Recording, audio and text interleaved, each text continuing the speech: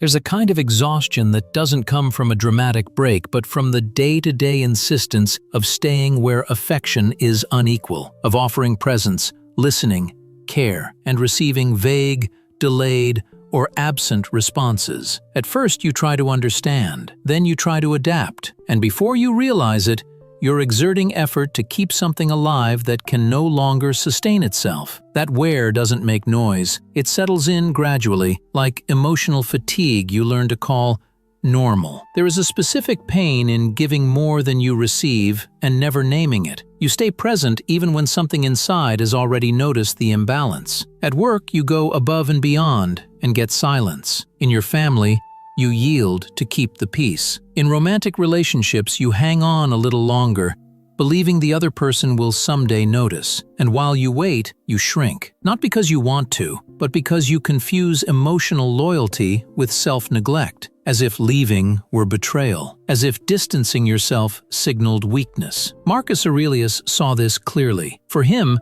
persisting in what injures your own nature was not virtue, it was irrational. Stoicism never taught that you must remain where harm is constant. On the contrary, it taught recognizing limits with lucidity. A wise ruler doesn't keep troops in territory that only drains resources and weakens the empire. He knows when to retreat, not out of fear, but strategy. Preserving strength is also wise governance. Epictetus was even more direct in addressing this pain. Clinging to what isn't under your control is the root of disturbance. When your sense of worth depends on another's recognition, the connection stops being an encounter and becomes a prison. Not because the other person is cruel, but because you handed them power that should never have left your hands. This talk is not about cutting people off with coldness. It's not about building emotional walls. It's about learning to step away with calm, without resentment, without hardness, without turning pain into identity. It's about choosing not to stay where your presence is no longer welcomed, and doing so without losing what matters most, your own emotional dignity. Stoic Principle 1. Recognize imbalance without blaming yourself. Imbalance doesn't always show itself clearly. Often it disguises itself as empathy,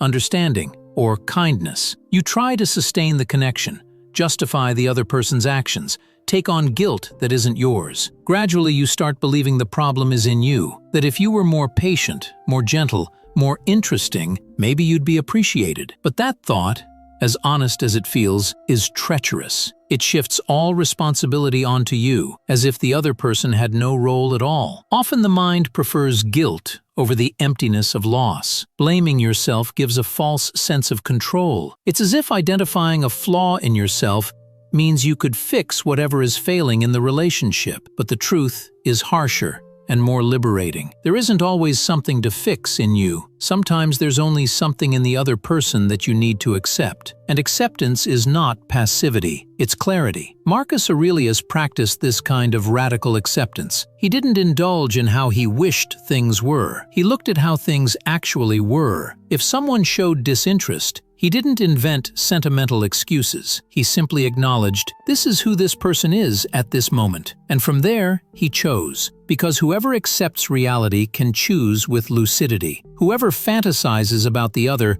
loses themselves in cycles of frustration. You might have lived this. You adjust, give more, wait, understand, and the other person just becomes complacent. There's no reciprocity, only convenience. And even then you keep going. Not out of weakness, but out of fear of confronting what the other person's absence reveals about the relationship. But absence speaks, and you need to listen. There's a gesture of quiet dignity that can change this scenario. Watch patterns, not isolated episodes. A good conversation after weeks of neglect doesn't balance the scale. A repeated apology loses its value. What reveals the truth in a relationship are the cycles, not the moments. And a question that ends the illusion is simple. If nothing changed, could I continue like this for another year? The honest answer to that question is often the exact point where your emotional freedom begins. Stoic Principle 2. Stop negotiating your emotional worth. There are times when the fear of losing a bond makes us accept what's unacceptable. It begins subtly, almost imperceptibly. You give in here,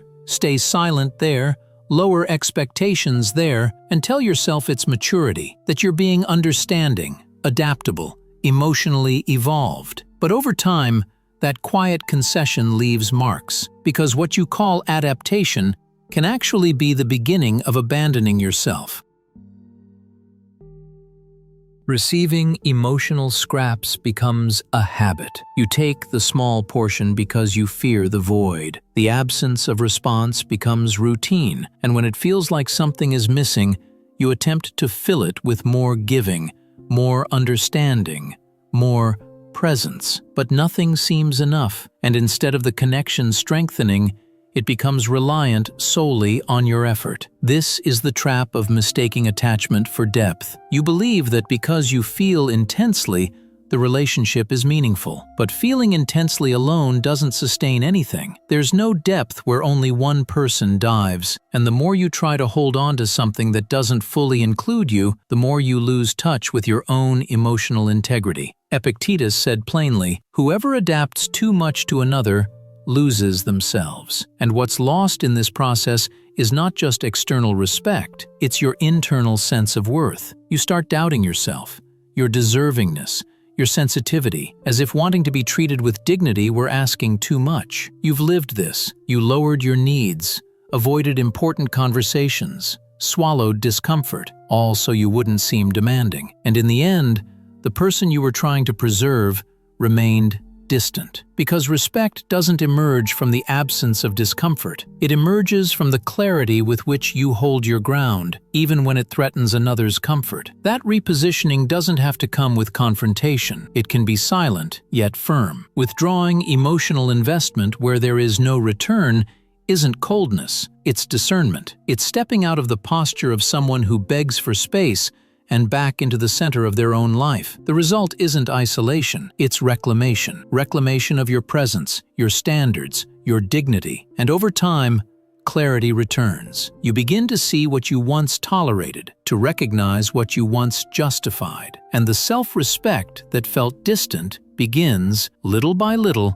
to take up residence inside you again. Stoic Principle 3. Let go without creating internal enemies. One of the biggest emotional confusions arises when it's time to let go. Many believe that walking away from someone who doesn't value them requires hardness, anger, or emotional coldness, as if the only way out were a dramatic break marked by resentment. But resentment doesn't free you. It traps you. It keeps the bond alive inside you, even after the person has left externally. And as long as the mind continues to feed on grudges, life remains blocked in silence. True letting go happens when you recognize the boundary of the situation without turning it into a battle. It's not about pretending nothing happened, nor about becoming immune. It's about seeing that what you were trying to save might never have existed in the way you imagined. It's an ending without revenge, a farewell without a stage, a quiet closure that doesn't demand justification, only acceptance. Marcus Aurelius lived surrounded by betrayal, conflict, and political tension. He understood loss of people, alliances, and ideas of what could have been. But he didn't carry resentment, not because he was insensitive, but because he knew that hating what no longer belongs to you is living in the past. He didn't carry inside what didn't deserve to remain. He could distinguish between burden and lesson. This awareness shows up in simple moments. When you notice the person is no longer in your life, but still occupies your mind. The conversations you replay, the replies you imagine, the scenarios you reconstruct. All of this keeps them alive inside you. And each time this process repeats, you reinforce the bond. Not by choice, not intentionally, but out of unfinished emotional business. Stoicism doesn't advocate erasing memory. It advocates closure, looking honestly at what was real and what was expectation, naming what didn't happen, and accepting soberly that some bonds don't end with noise, but with quiet internal limits. A question can help. Does this still grip me, or can I leave it where it belongs, in the past? The answer, if it comes with honesty, marks the beginning of a new chapter, not of indifference, but of self-respect. Because letting go calmly is a profound act of dignity, not against the other, but for what can still flourish inside you. It's after everything seems to have ended that the true test begins, when silence settles and there are no more messages, explanations, or visible gestures. The mind, accustomed to repetition, begins inventing ways to return, not physically, but emotionally. And often the most destructive return isn't the one you see, it's the one you relive in. Momentary longing is deceptive. It makes the ending seem exaggerated. Maybe another chance would have worked, another gesture, a small reconciliation. And this is how many reopen healing wounds, not out of malice, but out of fear of emptiness, out of not knowing how to navigate the space between a loss and rebuilding self-love. Epictetus was firm in reminding that freedom requires consistency, not impulses. He knew the mind tends to revisit the past as a way to delay the present, and that's where many lose themselves. Because they don't return to the other person, they return to an idealized version of what could have been, and they remain stuck there. Not because of love, but because of an unresolved emotional habit. You've been there. The conversation ended, but you replay old dialogues. The story is over, but your mind still rehearses responses, justifications, imaginary reconciliations. It's an internal theater that consumes more energy than the relationship ever did. And gradually, the pain that could have dissolved turns into rumination. Stoic practice suggests a shift, not pretending it doesn't hurt, but choosing where you put your attention, turning toward actions aligned with your values, not toward memories you're trying to forget. Because memory doesn't vanish by force, it loses ground when it's no longer fed. Pain gradually becomes smaller when you stop insisting on it, not because it disappears, but because you grow around it. And then that silence that once felt like punishment becomes space, a place where reconnection with who you are begins, a place where the other no longer occupies everything, because you have finally started returning to yourself. Not every separation is failure. Sometimes it's late-arriving lucidity, a clarity that only comes after many silent attempts to be seen, understood, or fit into places that no longer have room for you. And when that lucidity arrives, it doesn't bring euphoria, it brings sobriety, a fatigue that no longer demands return, only closure with dignity. Marcus Aurelius understood this deeply. He didn't nurture bitterness toward what had to be released.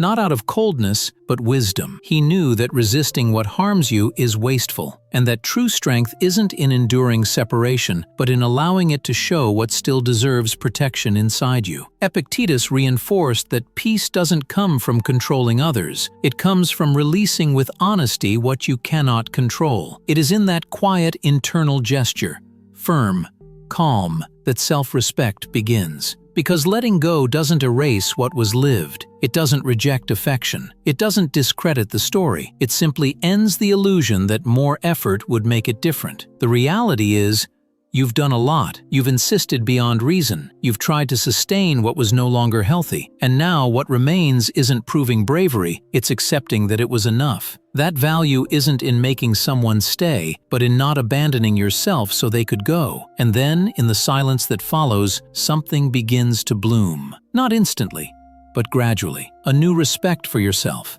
a new way of being with your own presence, and a perspective that doesn't demand so much from others, because you learn to see yourself with more kindness. In the end, someone who values themselves doesn't beg for presents, and someone who learns to let go doesn't lose. They preserve what can still flourish, in peace, in themselves.